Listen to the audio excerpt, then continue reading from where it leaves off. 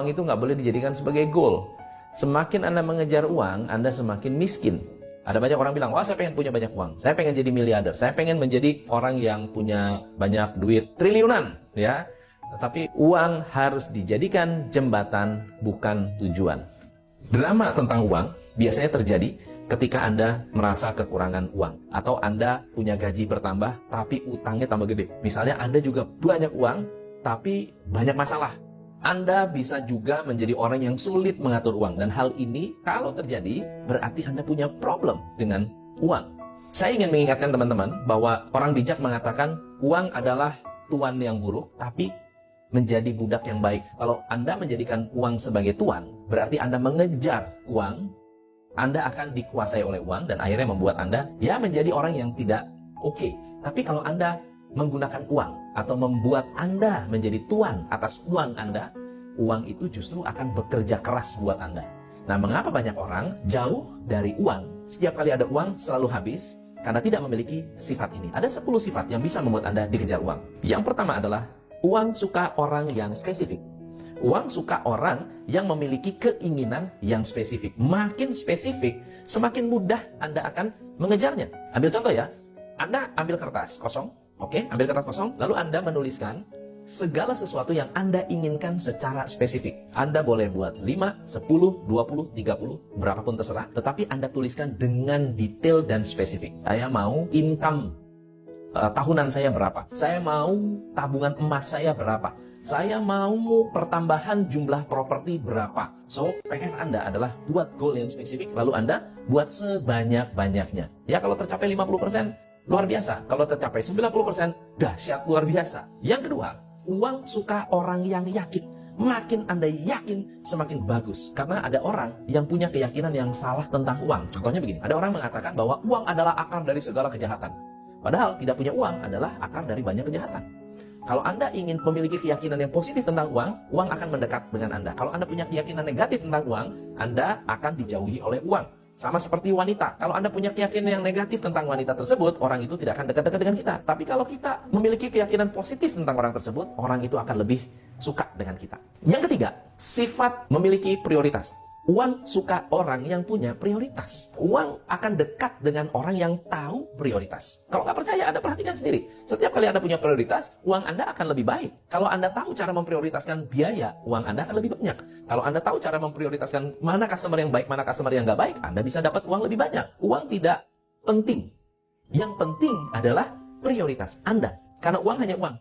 Prioritas Anda menghasilkan manfaat. Uang akan datang dengan sendirinya. Yang keempat, uang suka orang terhormat. Teman-teman, kalau Anda adalah orang yang terhormat, Anda adalah orang yang menjaga kehormatan. Uang akan datang. Uang akan muncul. Uang akan mendekati Anda. Orang yang terhormat, orang yang menjaga kehormatan, orang yang memberikan hormat kepada orang lain akan membuat uang lebih mudah untuk mendekat. Yang kelima, uang suka orang yang suka berbagi.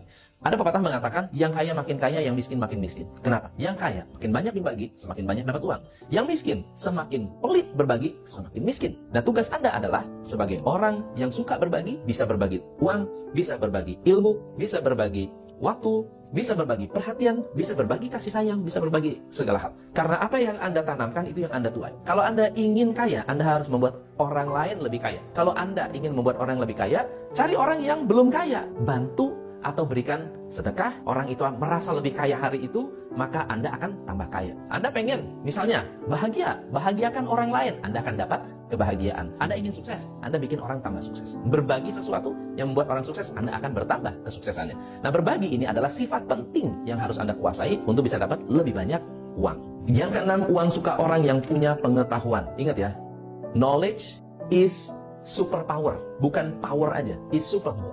Zaman dulu, orang yang punya tanah adalah yang kaya. Sekarang, orang yang punya ilmu adalah yang kaya. Orang yang punya ilmu tentang investasi, dia akan kaya. Orang yang punya ilmu tentang manajemen, bisa kaya. Orang yang punya ilmu tentang bagaimana cara mengelola keuangan, dia bisa kaya.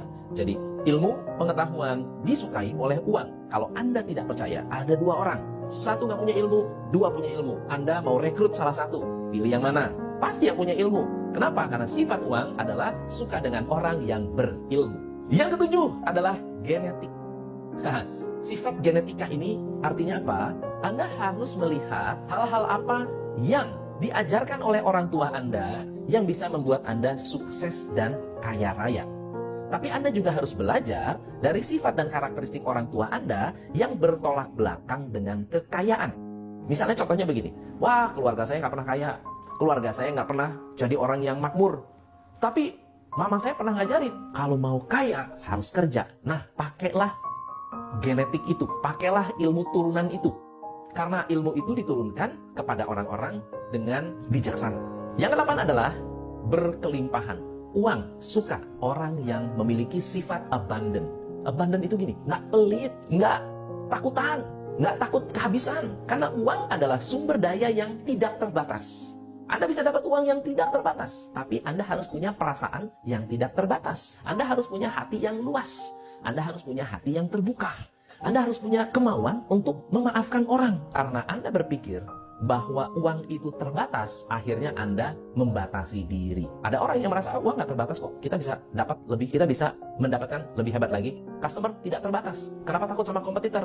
Ada orang bilang begini, ada sebuah perusahaan makanan, berada di satu kota. Di dalam satu kota tersebut, katakan kota Jakarta, ada satu rumah makan. Dia bilang, rumah makan saya udah rame. Lalu kenapa nggak bikin cabang?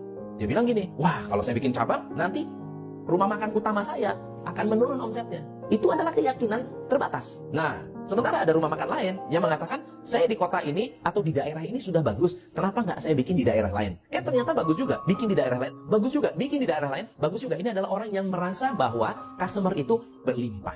Karena dia berpikir customer berlimpah, uangnya berlimpah.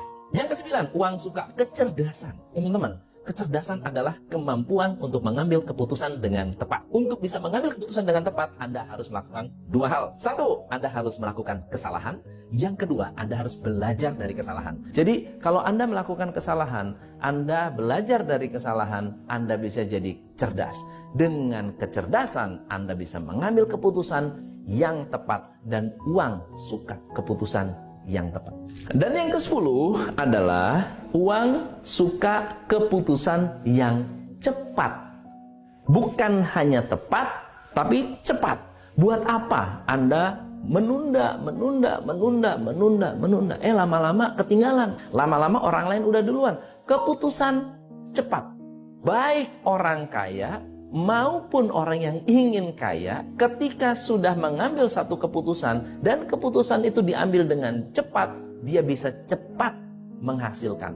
Dengan cepat menghasilkan, Anda bisa cepat mendapatkan kekayaan.